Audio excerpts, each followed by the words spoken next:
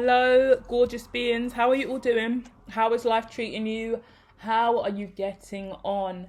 How is your spiritual journey? How is your mood and emotions? How is your psyche holding up at this time? How is your love life? How is your finances? How is your work? How's your career? How goes the work? How is life treating you? How are your kids? How's your mum? How's your dad? How's your brother? How's your sister? How's your family and your friends? How is life? How are you coping at this time? Today, this is a tarot and talk because I've been struggling to get the readings out. I've been pushing through heavy energy for quite a few weeks now. And when I'm in a good mood, I'm in a good place in life. I've achieved incredible things. But there's still this air of unfulfillment and incompletion and irritation and bother. So I don't know why that's there, and I don't know why I can't just maintain this feeling of happiness and abundance. I don't understand why it wavers so deeply and I go into this vibration of just blah. So I'm looking at that, and if you agree and think, yeah, I'm kind of in that space too, I'm just plodding along, there's nothing to complain about, there's nothing really going wrong, I am progressing, it's just not as fast as I would like. I'm not always in the best mood, but I've got no reason to be in a lower vibrational mood. I'm irritated by little things that shouldn't even be an irritation, but I guess I let it build up and be so, you know? Let's look at that today, because this is a late release. This is dropping at 11 p.m. in the United Kingdom. So it's dark and it's late outside if you're from the UK. Otherwise, God knows where you're from, and it could be light and gorgeous. But either way, let's dig in, right? I'm here today, tarot and talk. I'm eating a spaghetti and vegetable tuna mix. I made it up 10 seconds ago because I haven't eaten today yet, and it's now 1 p.m. I am in the middle of fasting, intermittent fasting. So really, I shouldn't have eaten now anyway. I shouldn't have eaten until 4 p.m. But I've broken my fast early today because I am going to do some readings and I am trying to push through whatever this energy is. And yeah, let's dig in. Let's see where we're at first before I start waffling on, eh? If you're at home and you're getting into bed and you're listening to this late at night, just snuggle up, darling. Snuggle up, get into your duvet, relax and unwind, and let's just talk, shall we? Yeah? Let's see what wants to come out first from this deck. Let's dive in. Divine, oh Divine, please give us some clarity. Please help us on our way today. Please help us see what is going on and what is standing in our way. Because what I will say to you guys, right, and I mean, as a reader, it's not always the best kind of thing to say, but I will throw it out. Hold on, let me get these cards out. Okay, so we're looking at work for some of you guys. Let me run through the main messages I'm getting. We're going to look at some sly, sneaky antics going on at work that's bothering some of you guys. We're looking at a legal issue for some of you guys as well, so we'll dive into that. Then we're looking at a message that you're going to need to hear, you want to hear, receiving a message that you might not have wanted to hear, but you need to hear it. And then it's about you trusting your intuition and moving into a brand new space in life, yeah? Letting go of old commitments, like no longer committing to things that you don't need to. Being loyal to energies that you don't need to be loyal to. Okay, interesting. What I'm getting in my head is I just put out some content earlier this week about the whole idea of just not fake forgiving. And I really sat with that ideology afterwards, and I really played around with that ideology in the psyche, and I said, okay, I'm encouraging people not to so easily forgive if they can't forget, because if you can't forget but you're forgiving or claiming to forgive, then you're still walking around with those burdens inside of you, and it does impact that relationship that you do have, and you can't claim to be best friends or lovers again or back to square one if that negative vibration is still there, because the pain of what's been caused is unforgetting, it's unrelenting. Yeah? What they have already given you in the past is unrelenting, so you can't foresee it, like forgive it, which is like take it away, like the word forsaken. We're putting for in front of things. For you to move past this, you have to understand what you've given and what you've received from that energy or situation that has resulted in you having these memories and feelings you can no longer forget now. Right? So I'll forgive you your indiscretions. I'll forego this. I'll forsake that. I'll for whatever it is. We're foring all of this. And not in the way where things are falling out in a nice way, where this is the ice age. Because if we were just simply foring things out, they would melt away and cease to exist and we can move free past it. But that's not the case here.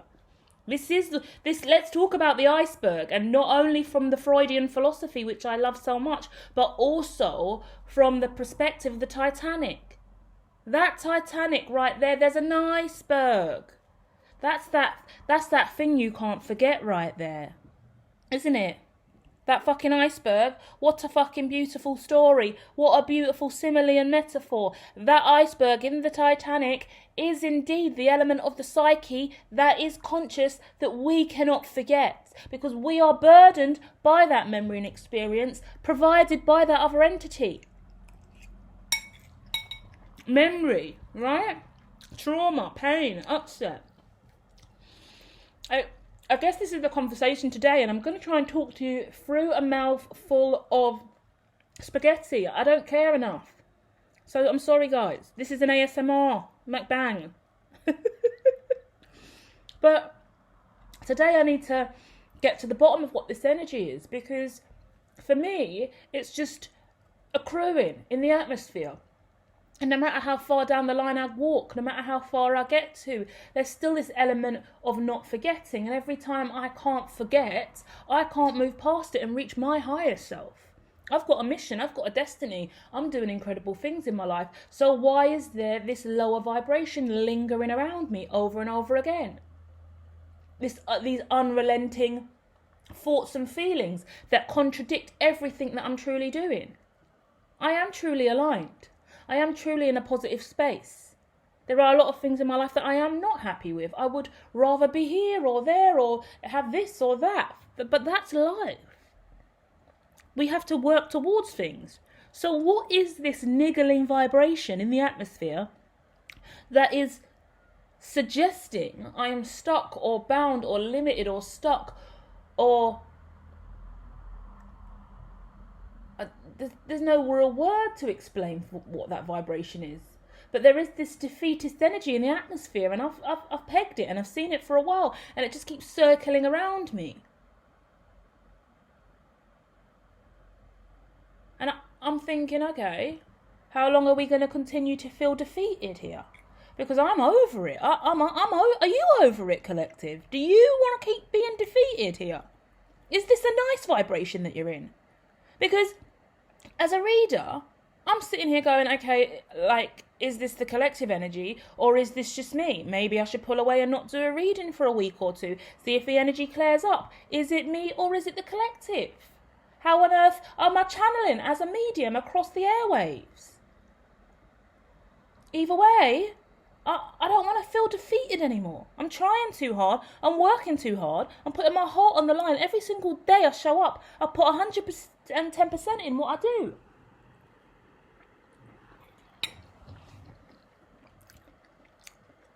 It's exhausting. It's exhausting to hear the defeatist narrative that I tell myself when I know I am doing the best that I can every single day. So where's it coming from? And clearly I'm conscious enough to know that I am a positive light being and that I am working incredibly well. I have incredible sense of self. Any of you guys watching, I assume you do too, because you have the ability and the desire to go inside yourself.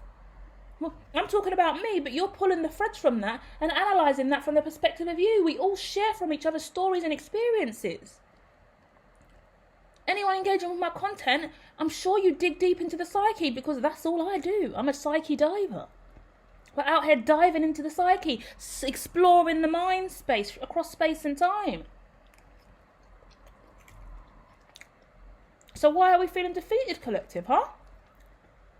What is it that's putting us in this space? Because I'm over it. Are you over it or what? Hit the fucking like if you're over this shit.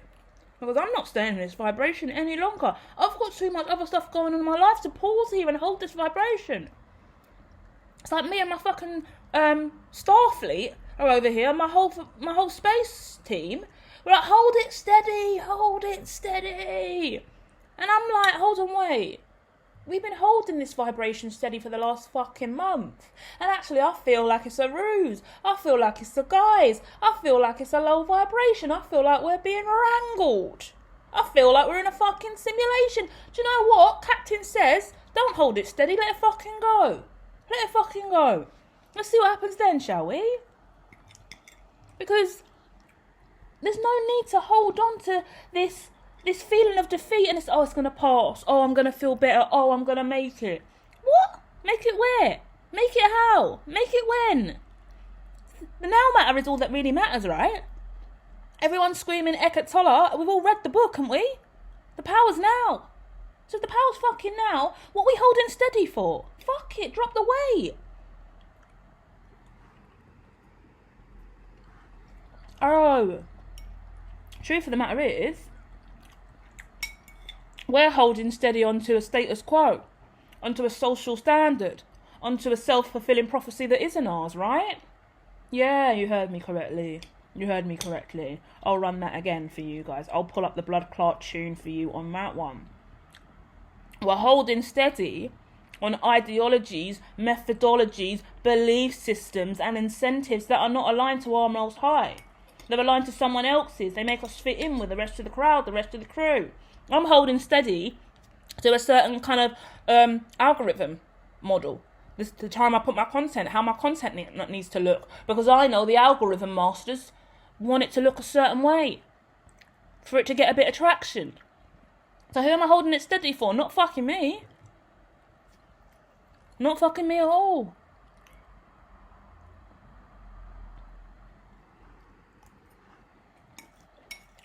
And that's different for all of you guys. I don't want to drag anyone down and bring anyone into a lower vibration through this content. That's not my intent, right? Because we are all out here doing what we does. And some of you guys, you're holding steady in a relationship.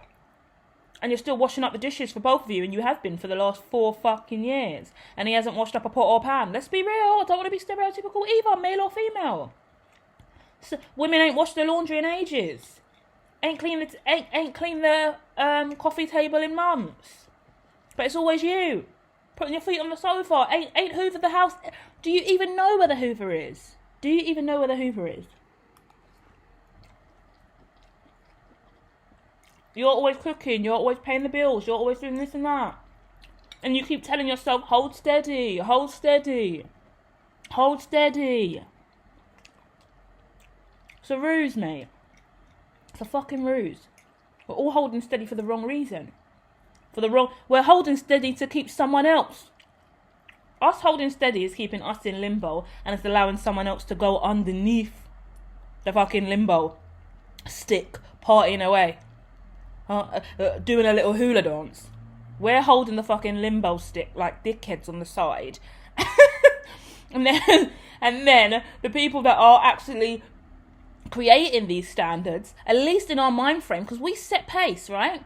If I say the algorithm is my God and the algorithm needs this from me and I should choose to churn that out, then that's my choice. The algorithm didn't even say that. That's the worst thing. The algorithm didn't say shit. The algorithm don't talk. But I assumed I knew what the algorithm wanted. Some of you assumed you knew what your partner wanted, and that assumption was that he or she needs at least 2 to 3 course meal every single day after work.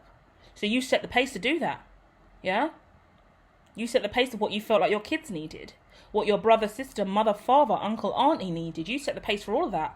What your boss needed from you. You had your job description, but then you still, in your mind, set the standard of what you felt like your boss would need from you.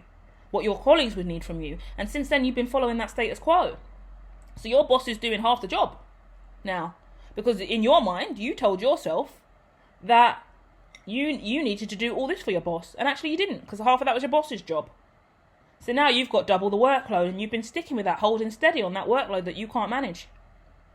Holding firm on that relationship and cooking those meals that you don't want to fucking make another day in your life. Rushing around the house, picking up the kids, doing the hoovering, doing the laundry, mopping, sweeping, scrubbing, right? Paying all the bills. You set the pace that this person hasn't got enough money, I'm going to have to provide for them, so let me do all of the providing. Now you're fucking struggling to get by. Taking on more hours. Spending all your money on just getting by. When no one even introduced that incentive, you told yourself that that's what the world needed from you. You told yourself, this is what I have to do for this person, this entity, this role, this position. You set the standard. And what do I always say? That same standard you set, yeah? It's the same standard you're upholding. So you really want to think about that standard. And whether or not it can really be upholded. And whether or not it's valid or not.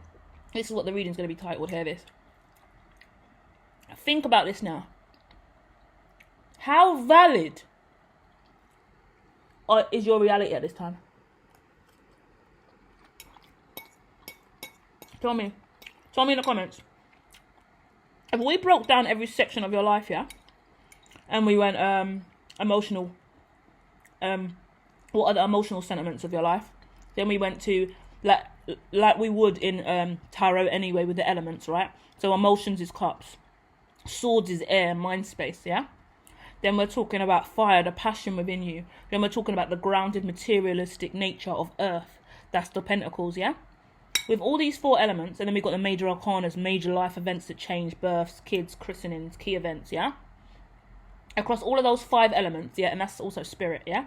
Across all of those 5 elements, how valid is the distribution across those elements? Like the way in which you spread your life out. Okay, I've got something like this on my old channel. But I was going through some stress when I put that out. So it don't make as much sense as this does. With a mouthful of spaghetti, she says. But hear this, right? Look at your life through a lens of 5 for now.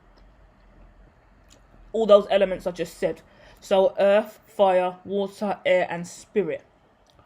As you're looking at your life through that lens, you've only got 100%. Go and get a paper and pen now, come back if you really want to, or just listen and chill, right? Because some of you are in bed. So, yeah, if you're meant to hear this and do this, you will. How much of that 100% is spread out across those 5 elements of your life? Have you got 50% of yourself in the emotions, and then only 10% in fire, 20% in water? Yeah? What else? We've got earth, 20 in earth. 1 in spirit. 10 in spirit. What is the distribution of your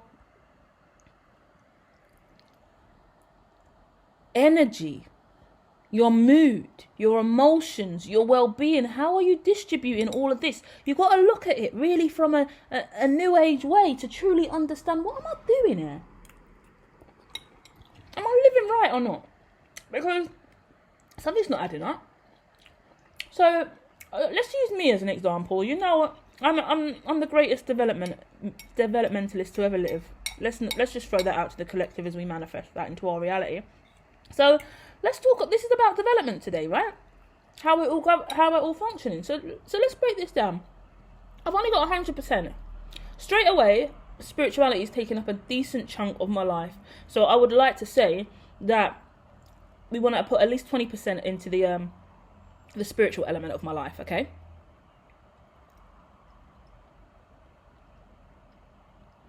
Ideally, if I was living a really, really balanced life, I would have 20% in the material world, assets. I would have 20% in the passion, the fire in my life. That's the fire element, yeah? That's the wands. I would have 20 in my emotions. And I would have 20 in my mind, yeah? The first 20, what element was that? That was earth, right? Earth, fire, water, air, yeah? And then spirit. If I'm a balanced human being and I'm functioning incredibly well, I should have 20% divided by 5. But if I'm the hermatologist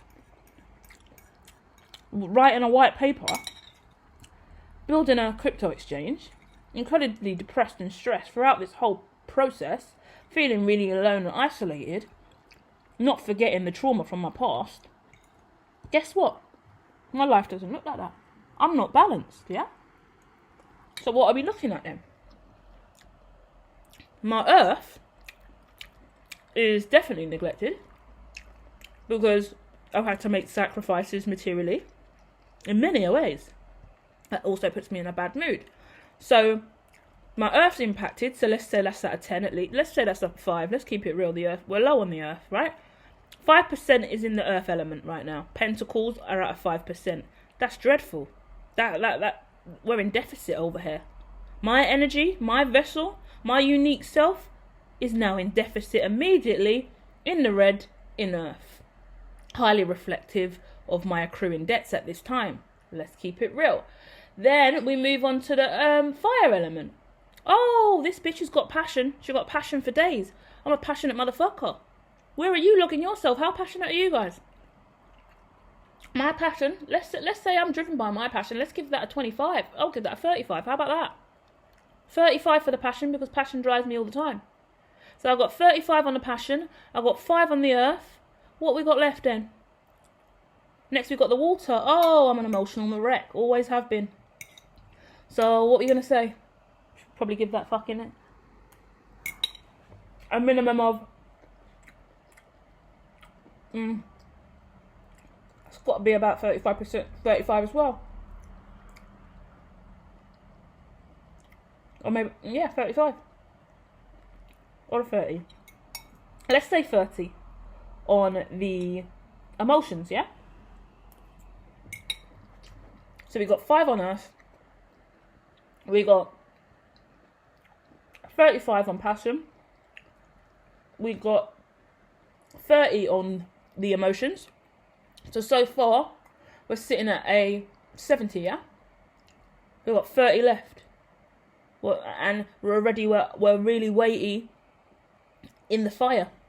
Water is just a little less in the fire at this time, and our yin and yang need to be balanced. Our fire and water need to be balanced. So already, I'm off. I'm already fucked up from the time that my earth is down at 5%. That's going to drag me down. Because I need the material world to keep me balanced. And I haven't got that. So, what we've got left, we've got air and spirit left.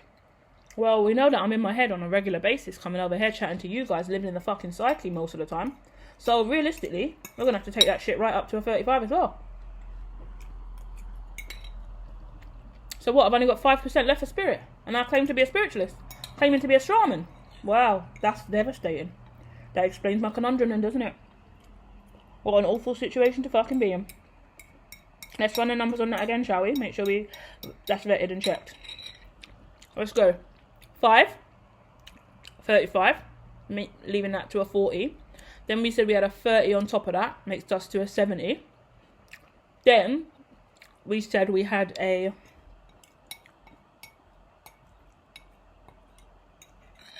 30 on the air. Oh, how... did I say 30 on the air? Because if I said 30 on the air, right? That means we ain't even got no space for spirit. I'm not even going to change that. Because I already initially said it, I believe. So that means I've got no space for spirit in my life. That's mad. That's devastating.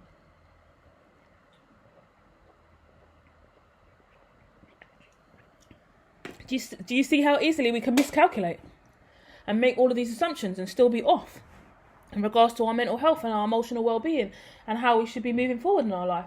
Because although I'm claiming to be a shaman and a spiritualist, and although I may be praying every day, something's falling short. And now we've found out what it is. My spirit has got 0% of me at this time. Because actually, I've been pulled so far away from the material world in order for me to drive forward with my passion, which is really contradicting my emotions. and leaving me incredibly in my head with that air element, then I'm already in deficit on the earth and lacking spirit. And I'm just bouncing around between fire, water, and air. That sounds like a motherfucking tsunami in the mind space. So there we go. We've found the problem. The hermetologist is currently having a tsunami in the mind space. It explains it all.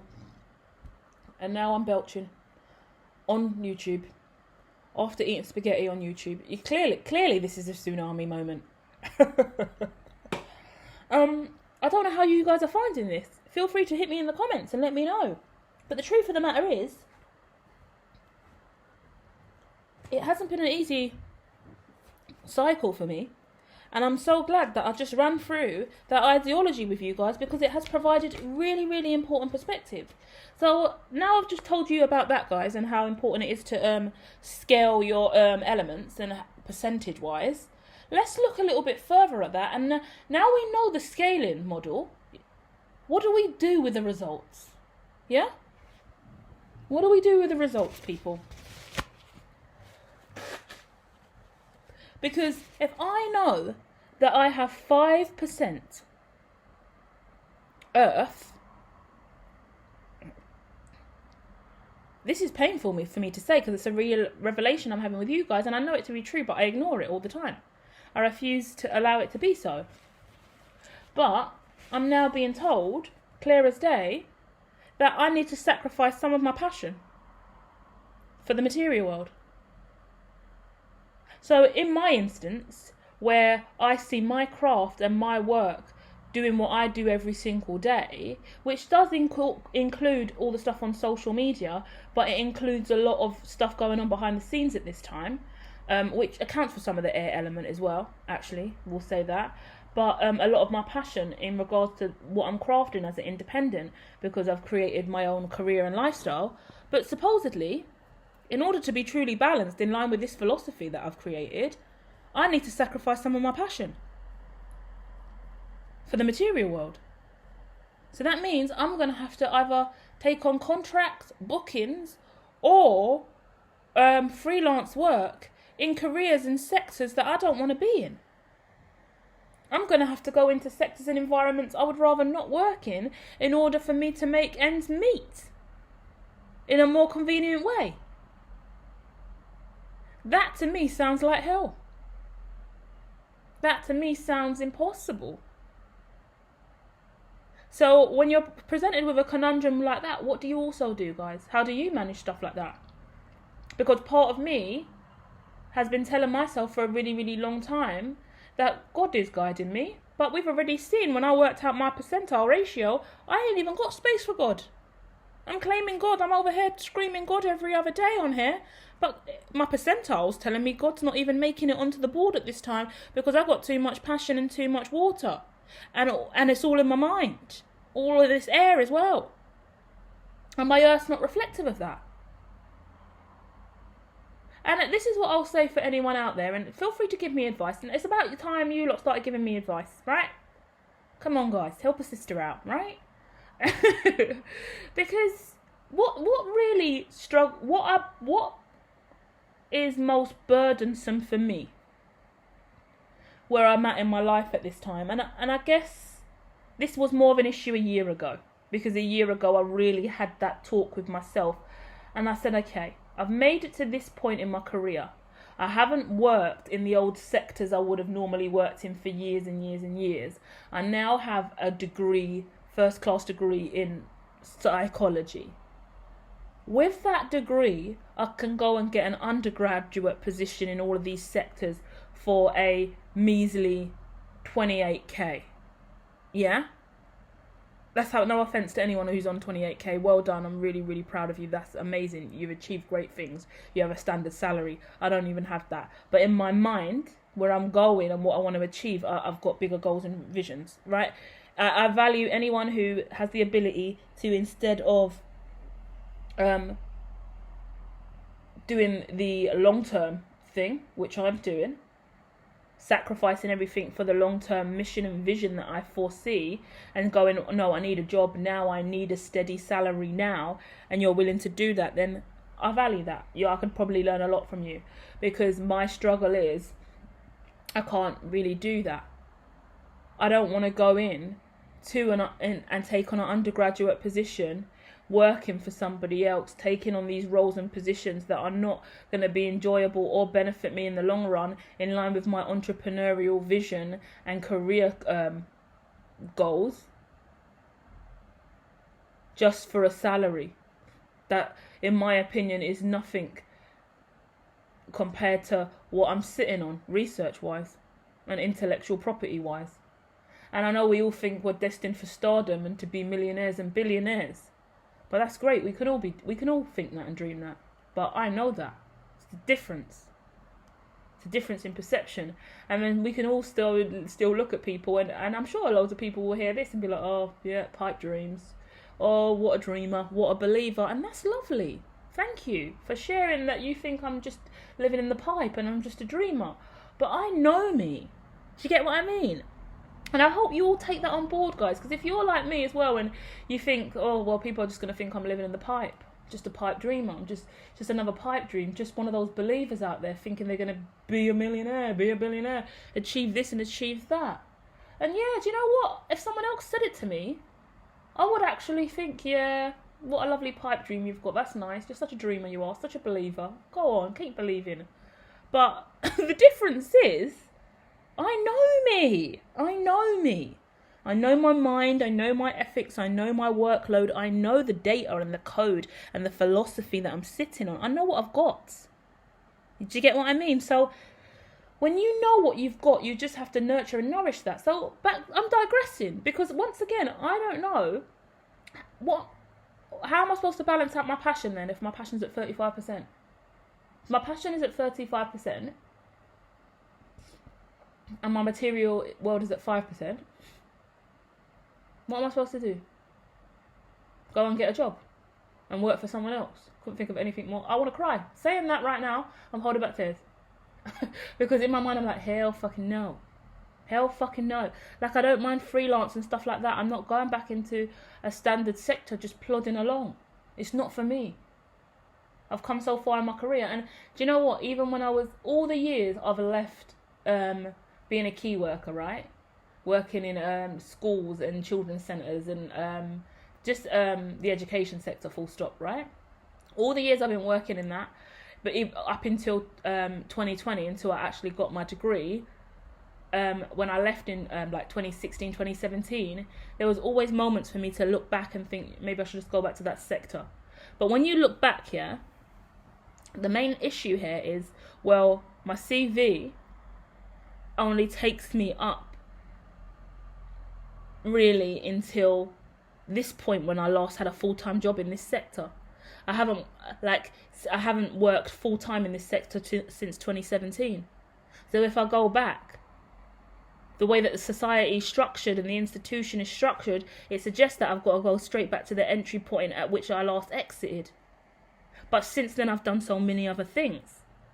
So now I've got a psychology degree, developmental psychology, quite similar to childcare and education sector, fair enough. But where's the entry point for me to return if I wanted to return back to that sector? Very interesting, isn't it? So obviously I've done loads of work since then. You can go and check out my CV. There's on my website. There's a lot of different stuff going on there. It's a very innovative CV that is on my website. And obviously I've entered back into the working arena since then. I've taken on a well-being lead role. But even when taking on and leading in well-being for the whole school and all the staff team, after all of my years working across the education sector as an independent, my expertise is still outweighed in that kind of environment. So what do you do? What do you do when you've gone on a unique journey by yourself, or you've been, like, this is a key example. I don't know how many people are going to resonate with this, and I don't want to lose you all, but many times, different professionals, you take on jobs, right, but you're more qualified than that job. So I don't know if you guys know about like level 2s and level 3s in the UK. They're kind of our standard certificate qualifications that you get when you go to college and stuff. Not university, college, it's different in the US, right? But for us, you leave school, you go to college, and you get a level 2, a level 3, and maybe a level 1, depending on whether you left school with GCSEs or not, right? You get level 1, level 2, level 3. You can even get a level 4, and then level 5, level 6. That's taking you up to higher qualifications and degree status, right? But sometimes when people have level 2 qualifications, for example, in school settings, nursery settings, you could be a level 2, your colleague could be a level 3, another one of your colleague could be a level 4, but the workload and the way in which you deliver activities, the way in which that you manage the floor, the way in which you manage the environment, your actual skill set and abilities is not just really contingent on that qualification. You're getting more pay because you're a level 3, but that level 2 there, they're way better than you. Like, that's fuckery, but it's true. Sometimes you're on a team and you're getting less money or more money, and you're better or shitter at your job than the other person. And that sucks. That blows. That's a real issue in today's society. Because you've been employed to come in to do a specific kind of job. You're excited to come in and take on a role. And it's kind of like, whoa, I'm employed here as a level 2. But actually, I'm working at a level 6. And it's even more embarrassing and awkward when other people come forward and say, you're actually working at a level 6, even though you're only qualified at a level 2. Awkward, isn't it? Awkward. I've seen it. I've said it. I had a conversation like this the other week. That's why I'm bringing this up. Because so many people are boxed in and limited by their qualifications, and I know people on a range of different levels, but no, you're way above that. I've seen it for years, all throughout my career in the education sector is the perfect example. I've seen people at level 2 getting paid a level 2 salary, working harder than the level 6 in the room. Level 6 is getting way more money than them. Level 6 ain't doing nothing. Level 2's doing all the work. It's not fair. It's not justice. Then you wonder why we've got mental health and emotional well-being in the sector. Then you wonder why I don't want to go back. Then you wonder why I got 35% passion I'm living on and 5% fucking pentacles. Trauma, mate. PTSD's got me over here on 5% pentacles. I'm not trying to dive back into a sector I can't fucking stand. Do you get what I mean? So, if you've got any advice for what I should do, like, the thought of even freelancing is horrendous. Getting contracts here and there is fair enough, like a little bulk of work, like freelance contracts is different. But like day-to-day freelance and agency work, done it. I'd rather get shot in the head than go back there. I can't. Bear in mind, I'm actually in the middle of writing a white paper that is embedded with a lot of wealth and abundance. Don't need to be screaming figures, but let's be real, yeah? It's fucking cold on the page that's worth a hell of a lot more money than anything that I'm doing right now in my life, or that I could do on a day-to-day basis. So do I just totally disregard the white paper that's brewing, that I'm working on, that's got so much, that has my whole future wealth and abundance attached to it, and then plod along for a little bit of material coin in the now moment? Or do I keep just being gung-ho with a passion and just hopefully sooner rather than later get to the end point of this of me producing this white paper and getting it to where it needs to be? There's still issues around that as well, because then we've still got the emotions tied to all of this, and the air also tied to all of this as well. So it's the stress of the psyche, the mind of it, because then you sit here and you think, you know what, fine, I'll hold off and I'll take an L now for a win later, right? I'll just keep plodding along. But when you get to the finish line, you still got to think, right, well, how many investors do I need to get on board? Am I going to get the right eyes on this? How many times have I already approached people from the sector already? From across every single industry? How much industry mapping have I already done to assess the need and demand for all of this? And I'm aware that everyone's in need of it, but all these executives are up their own arse half the time. They don't want to give me a seat. Don't want to give me an ear.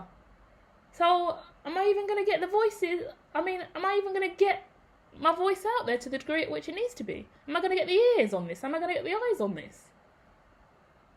Because the legwork doesn't even stop.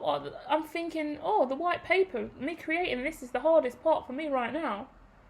But then even when that's done, I'm thinking, oh my God, I think I'm going to release it and go, magic's done. And then it's still going to be the same pursuit. Going to be fucking trotting around town, trying to get it in the right inboxes, trying to get it to the right people. That's exhausting in itself. This is like a lifelong fucking mission, it feels like. Because it feels like I've still got so much more to consider. And I can't just rely on my fucking social media revenues and the stuff I'm doing over here. I haven't even got time to market over here because I've got 100 other stuff going on at this time. So yeah, that's me ranting about stuff, guys. And if you've got any idea on a better way to distribute my energy, then you do let me know, because I need to increase the materialism, right? Not the materialism, but you know what I mean, the material world, the pentacles. I need to increase the material, which is the pentacles. I need to decrease the... How can you tell someone to decrease their passion? Do you get what I mean? Like, it feels like ludicrous to even imply that. But if you get what I mean, like, make some suggestions. How should I decrease my passion then? And then when it comes to the emotions, how can I decrease that as well? Because true say, the standard level for all of these should be 20%. So I've got too much passion, too much... I'm in my mind too much, and I've got too much emotions. So it's not me leaving any room for spirit, and it's not leaving any room for the material world. Material world is about so much more as well than just pentacles, but I mean, in regards to coins, it's pentacles, isn't it? But it's that tangibility. For me, when I think about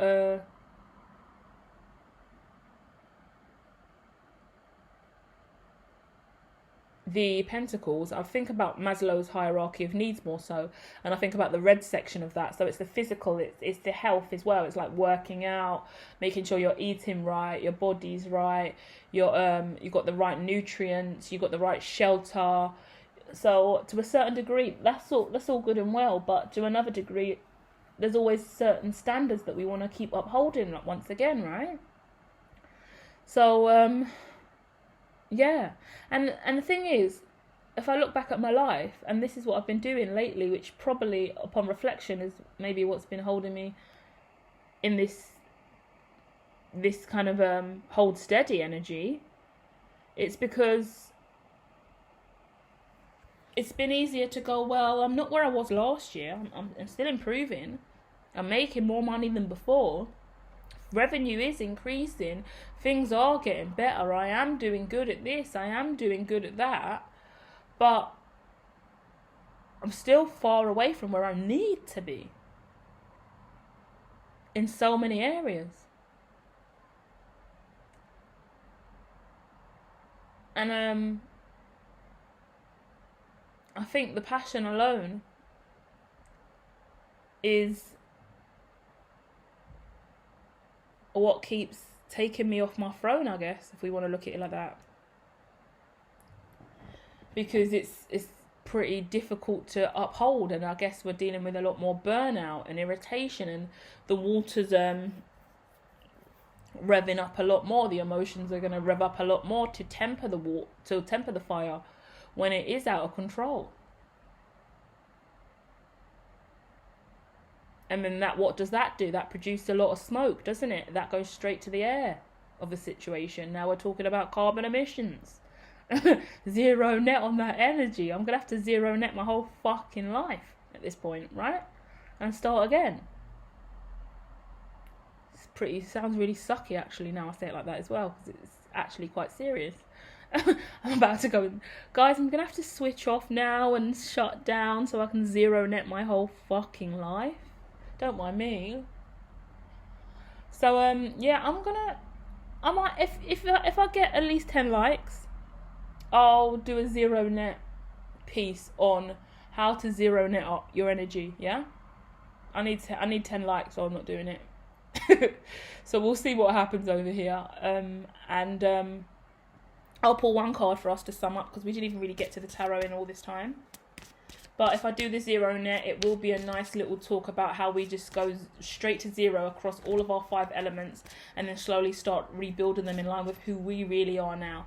Because sometimes the material side of stuff gets dropped for whatever reason. The fire gets picked up for whatever reason. The water gets picked up. The air gets picked up. If you're going through a breakup, you're going to go straight to the air. You're going to go straight to the water. If you're whatever position you're in, you're going to go to wherever you can.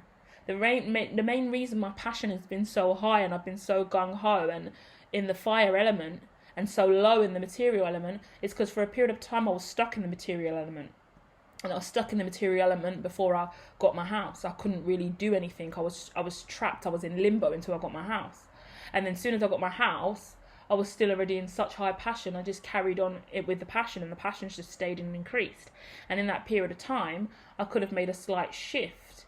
And you automatically assume, because I've got a house or a property, or I'm doing this or I'm doing that, or I've got more groundedness on the earth, then that's going to increase my materialism. But in reality, it doesn't really. You have to actively keep doing. So there's going to have to be some adjustments I make to the earth element in regards to my physical, tangible things and my assets and where I'm moving the money around. I mean, the easiest way to make money at this time, to be quite honest with you, is crypto and trade.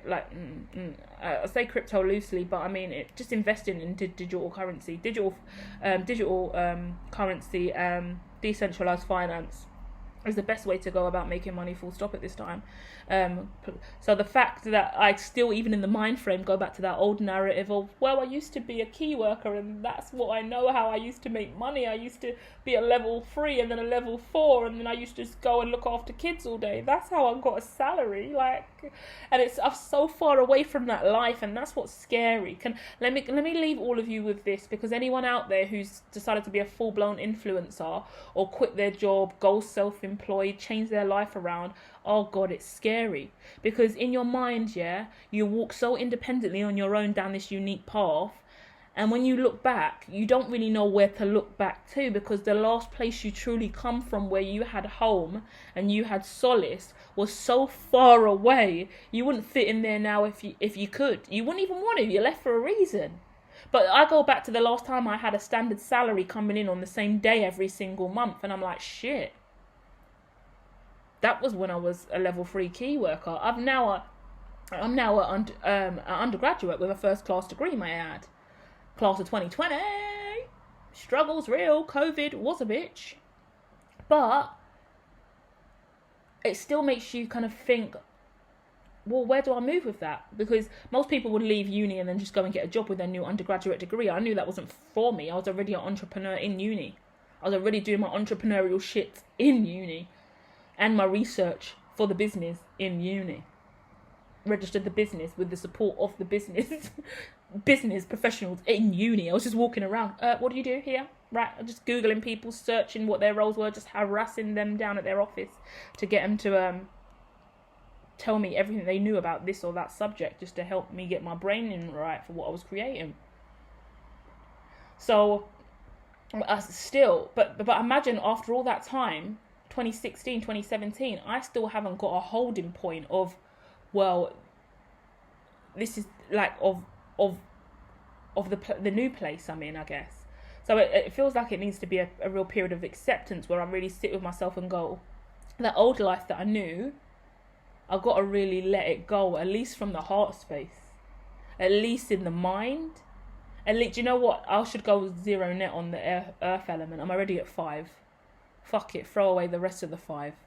The rest of the 5 is the little earthly things I actually do now that keeps me somewhat tethered and holding steady in all of those educational sectors where I feel like I owe homage, I guess.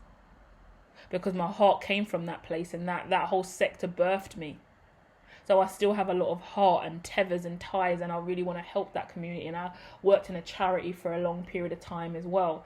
So that brought up all the charity inspiration inside of me. And when I registered my own business and decided to be a social enterprise, and I want to move my business to charity status a few years from now, once her tech's fully developed. So I've got that deep humanitarian spirit inside of me that just wants to kind of be able to provide a community and a healthy network to improve the ecosystem from borough to borough, more specifically, right?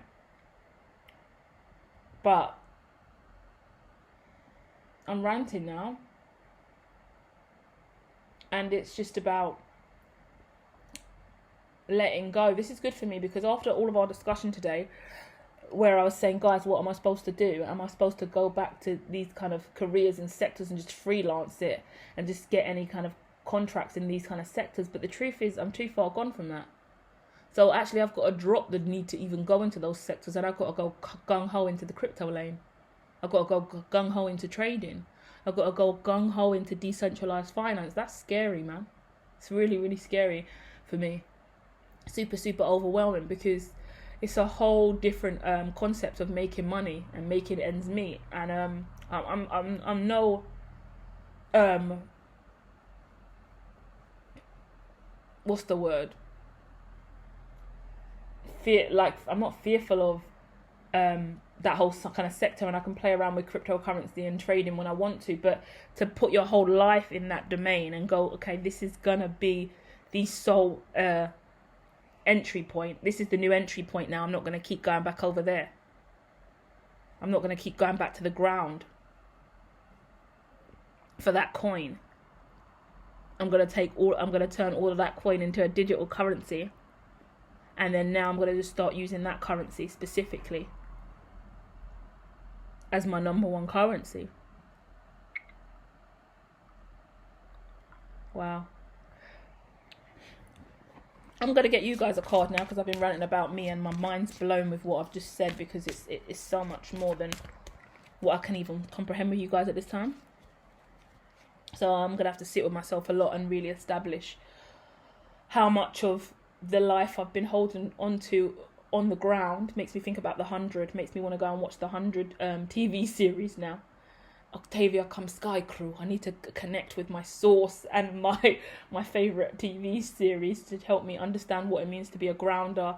I've got to let go of the ground officially, and just take everything into a more decentralized digital realm. But either way, the card coming out is the Lovers, which I think is really nice. It says, true love that is long lasting, choices made from the heart, a return to good health. So this card here, this really, really talks to me. Firstly, it's two people on the card getting married, and it's they've got butterfly wings. So we've been speaking a lot about butterflies and moths lately, and about expectations of what you're going to be like when you come out of the chrysalis. And I guess that's really quite a nice way to sum up this tarot and talk today, because sometimes when we go into a chrysalis or we're in the cocoon, we don't know if we're going to come out a butterfly or a moth. We don't know if we're going to come out with beautiful colours or we're going to be one colour. We don't know what's going to come out the other end. And that's why sometimes when we're going through these changes in life, you want to look back and be like, oh, maybe I shouldn't cocoon anymore. Maybe I can go back to being a caterpillar. And it's like, you can't go back to being a caterpillar, because you're destined for more. I know you're scared of what you're going to look like when you come out at the other end, but you have to keep going. I know it's overwhelming, and I know it makes you insecure, and I know it rises up all of these unresolved emotions, and I know it affects your finances, I know it affects your mood, I know it affects your mental health, I know it affects your emotional well-being. I know that it makes You have a conflictual relationship with spirit and your higher self at times. When you're dragged into the lower self, you question your higher self. And then you in your light and dark, your ego and angel, they go fighting at each other, right? You're really good at this, you're really shit at that, you're really positive, you're really negative, beating yourself up and down, left, right and centre, trying to find the status quo. Because you have no idea what life looks like on the other end. And like I said, every now and then I look back at that last time I had financial security in life. And I'm like, oh God. Standard salary coming in. It's exhausting to go through every single month, playing the odds, you know? Not knowing if you're going to be up or down or what things are going to look like for you. And living in a kind of a realm of volatility, I guess. A lot of volatility. Scary, and it's overwhelming, and that's for all of us away from stocks and trading and crypto. It's for all of us in regards to we're always bidding every single day on our own lives, you know? We're every day we're buying, we're holding, and we're selling on aspects of self.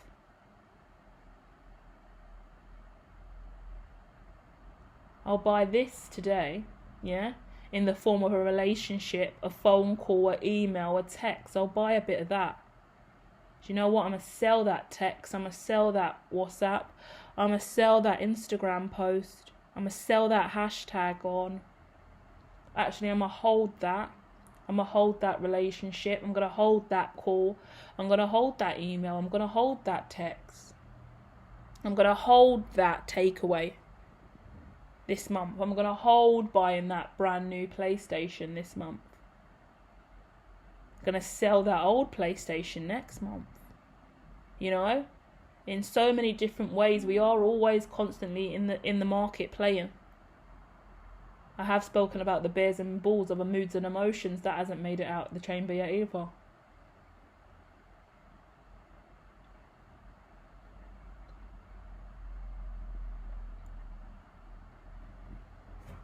Let me get one more card, right?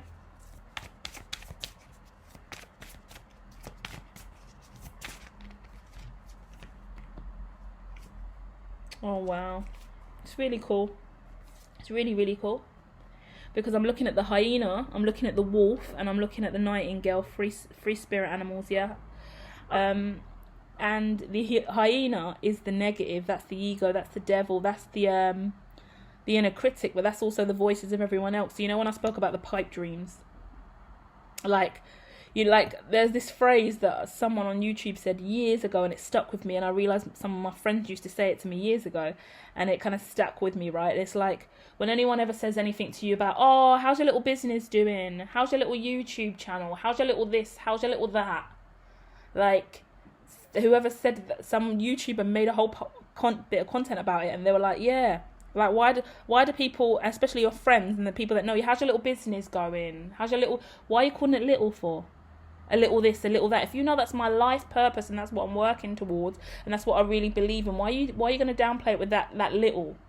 Because you're implying to me in that now moment, through the slip of the tongue or your a casual faux pas, that it's just little and insignificant, you know? And that kind of sticks with me as well in the head, because actually I remember that there was one friend of mine that always used to say, oh, how's your little YouTube channel doing? And that kind of sticks with you because you don't want it to be that kind of connotation. And then especially when your YouTube channel doesn't grow for years and years and years, and then you have to make a whole new YouTube channel as well, and you've got a bag of YouTubes now that are all pretty little, that word little still brings up that hyena vibration, that inner critic, those thoughts and feelings, that idea that what you have is too small, what you have is just a pipe dream, what you have is just not enough. But then what's really nice coming out with that is the wolf spirit. Because the wolf in this card is just that lone wolf energy. Life is not easy. Life is not easy. And I haven't really looked at the backstories of some of the people that have fascinated me this year, right? Over the last, let's say, 12 months, I've started to find a real fascination in some creators from the crypto scene, like the creator of Binance, the creator of Ethereum, the creator of Lens Protocol, the creator of some really dope digital currencies out there. And me being who I am, this last story I'm going to give you guys, and I hope it finds you well and you find a message and moral in this, right?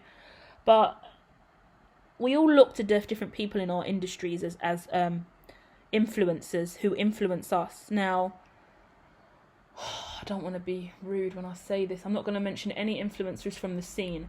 But let's just say I come from London, UK. There's certain people on Instagram, Snapchat, YouTube that have been doing similar, are really recognised for what they do. And for a period of time I was doing similar stuff that they were doing. The way in which I was talking on the camera, presenting myself, the way in which I was building my business. So you look at people from your community that you want to... who inspire you, that you look to, right? And really, really big influencers out there with giant numbers, right? Doing amazing stuff. You look to them and you kind of go in that direction. Sometimes maybe your content even gets a little bit more swayed and a little more cliche because you're doing the kind of stuff that you know that benefits their audience or will benefit yours, right?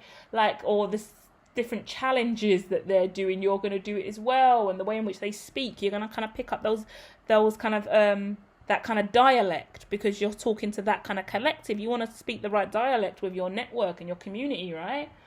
So in any community, same with music artists as well. Like, you come from Jamaica, I've got Jamaican roots and background, so I love Jamaican artists, dancehall. So it's those kind of cultures and things that you pick up and that you kind of embed into the things that you do as well. But as you evolve and grow, you have to find new inspirations. You have to find new beacons of light that inspire you and who you know that you're also aligned to. And sometimes that's scary, actually, because there are instances where people who have inspired me and who I've seen myself in, I never thought I would, and I never thought I'll be walking in, maybe, I don't want to say in their shadow because that sounds a bit sad, but it's like walking in their direction, walking the similar path that they've tread. I've never expected that to kind of be the journey for me, right? So as I've evolved and I've ascended, and I'm looking at the likes of Spice in dancehall and Cardi B and Rihanna and different UK influencers, right? No, not YouTubers, because they're like all 10 years old compared to me, but like other incredible influencers out there, like who you just see and know from in your area and who you look to, right? Then it gets to a point where you're like, well, I don't really fit in with this collective anymore. I don't really fit in with this social group anymore. This community and this audience isn't really mine anymore. That applies to the same as the work I said about the education sector and me not just being a level 3 anymore and not being able to function in those environments, because that's not who I am anymore. So you have to keep looking for new inspiration. And now I'm looking to, weirdly enough, actually all men once again. Every field I go into, one period of time I would only look to like developmentalists that are all dead. I would just be looking at Tesla and Fibonacci and Einstein and Maslow and Erik Erikson and Carl Jung and Dolores Cannon and I love Dr. Brian Weiss as well, and those kind of individuals there. But now it's kind of like, well, I'm looking to all of these people that are building crypto exchanges, and they're my I'm looking at Elon Musk. Since when am I now in a position where my role model's Elon Musk, my role model's Jeff Bezos? You know, it's weird. And you've got to understand that you're allowed to grow and move into these different spaces, because that, for me now, I don't feel like I really fit in anywhere else. And it's weird, like I can't really just kind of hang and chill in these weird like environments that I used to, because the entertainment that I look for now and where I get my fulfillment, it comes from those guys and not the other guys that I used to watch and engage with. The other YouTubers and content creators that I used to engage with, they don't do anything for me now. So you've got to be able to move on, guys. Let go. And I hope that's what will also help us initiate the forgetting. Yeah, because a lot of stuff you can't forget because there's still a percentage of you still holding on to that. So I am going to go zero net on that earth element. I'm gonna drop all the pentacles out and take it all digital now. I don't know what that looks like for me. I'm saying a lot of shit that I haven't mentally digested, because it seems to be somewhat of a metaphor, but it isn't. It means multiple different things in multiple different areas of my finances and life setup. But yeah, and I'm just going to continue to look to Jeff Bezos and Elon and every single exchange out there and the creators of it, and continue to I guess nerd out. I've always been really, really uncomfortable with being seen as the nerd and the geek, because I've always known that that's kind of who I am, but it's never been the cool thing to do. It's like you want to fit in, you want to be cool. I'm a loudmouth, I'm opinionated. Like, a lot of people will see me as the loud, dominant. If anyone's going to say anything rude or be the firm one, it's going to be Louise. Louise is potentially the bully and the bitch in the room. But that's not really the case. It's just I'm blunt and I'm upfront and I'm smart and I'm logical and I'm switched on, and I'll just say what I see and I'll say what it is.